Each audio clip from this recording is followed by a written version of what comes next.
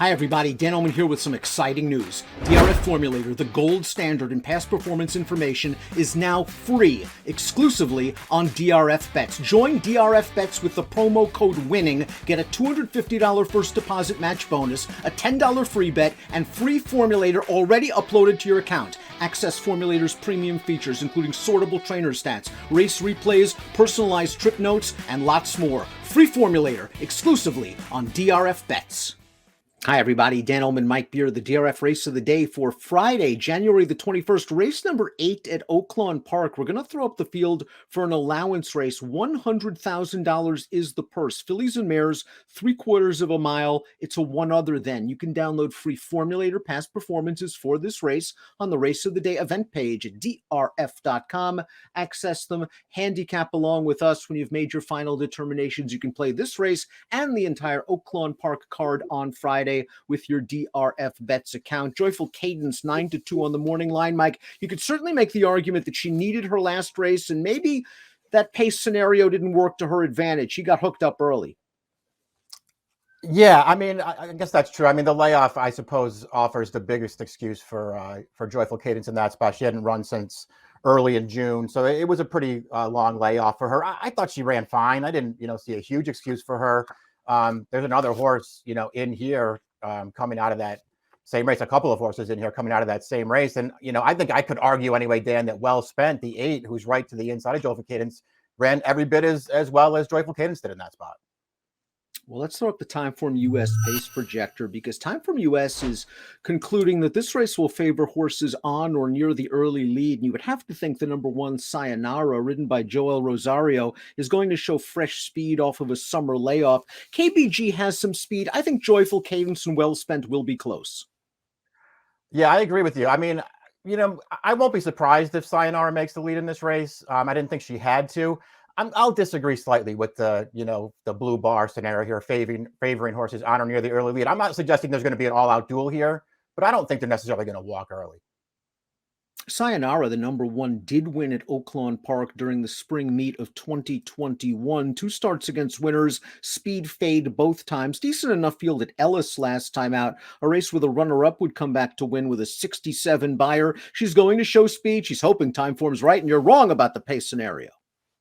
Yeah, I mean, maybe. Although, I feel like when I look at this horse's PPs, I don't feel like she needs to be on the lead to be successful. I thought her maiden win over this track last April from off the pace, I thought that was a pretty good performance, Dan. And as a matter of fact, I'm not so sure that I like her 2 subsequent races as much as I do her maiden win. I thought she ran really well that day. Obviously, she has probably an excuse for that last one because it was followed by a very long layoff. So you feel like something probably went wrong there. I think she could easily take a step forward here.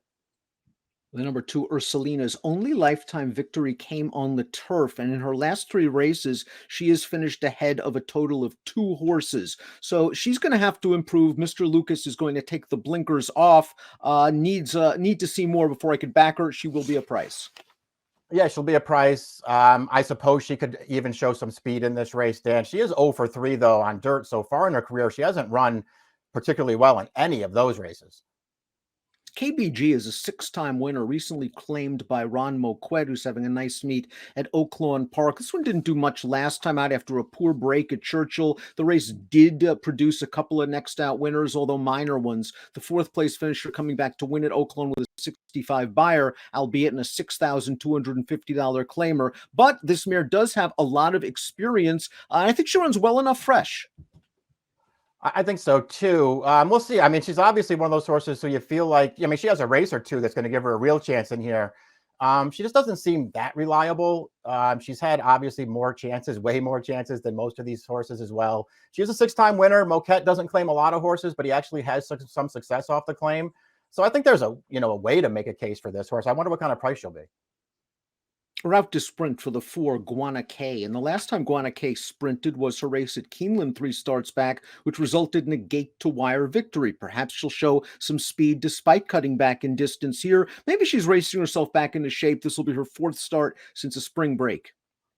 Yeah, I don't mind her cutting back for this race. Obviously, when you go back to that win last October at Keeneland, the last time she sprinted, 2 life claimers, she was 2 to 5. She got loose on the lead.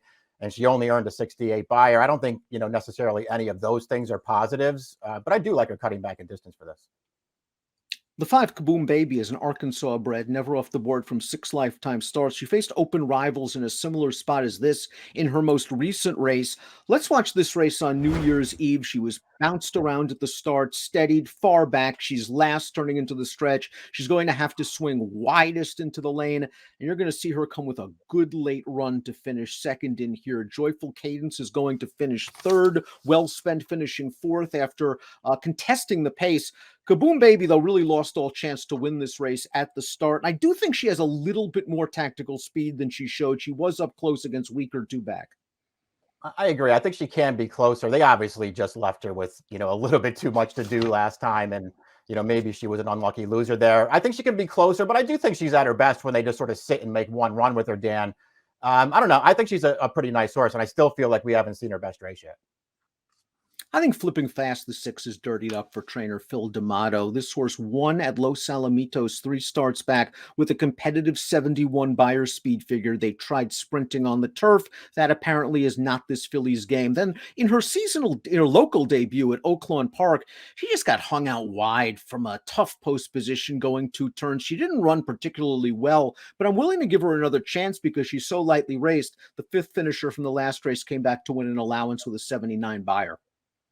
Yeah, I buy into all those excuses you made for her last 2 starts. I can certainly see her rebounding here. I guess my question, Dan, about her would just be, how good is she really? I know she has the maiden win going the 2-turn mile. She got it done by a nose while right up on the pace the entire way. Her 3 starts prior to that, they just didn't really do a lot for me. I just wonder how good she is.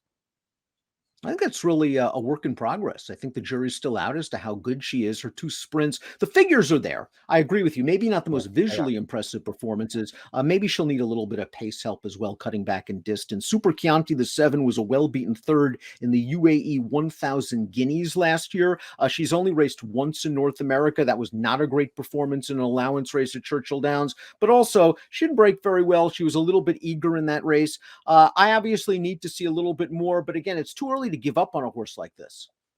I think that's probably true. I didn't really know what to do with her. If she's going to be some kind of big price and you want to take a shot with her, I don't think I would argue too hard.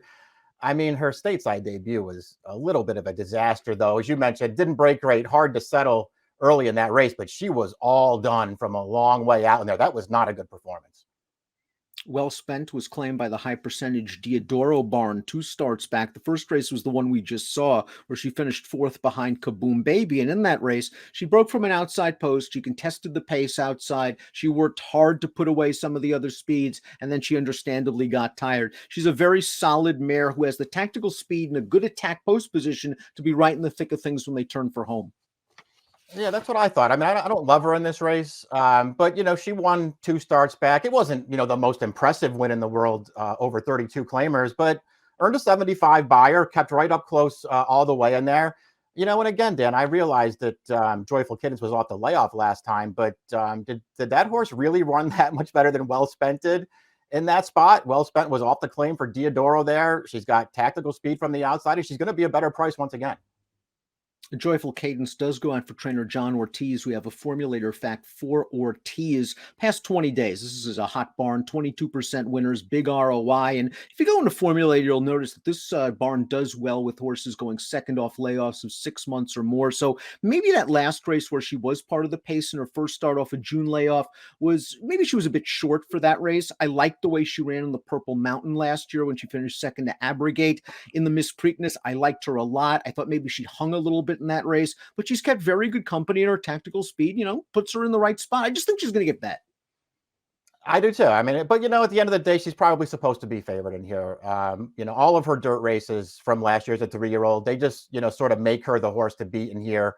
And she came back off the layoff and she ran fine in a race that, perhaps she needed. Perfectly drawn on the outside too. And she won second time of the form cycle in her second lifetime start with an 83 buyer at Oaklawn. Top pick time, Joyful Cadence might be the one to beat. We're going to try to beat her with Kaboom Baby, the Arkansas bred. She's lightly raced. We think she can get closer to the pace. We hope she can get closer to the pace. I'm not sure she's beaten these coming from left field. Last time out, though, nice performance. Yeah, you don't want her to get too far away, but she really did run a race last time, I thought. We'll see if she can get a little bit of pace to run it. Again, I don't think the pace projector is quite correct. I think they're going to go a little faster than that. That'll help this horse. 5819 for Mike, 5983 for me. It's your Friday DRF race of the day. Good luck.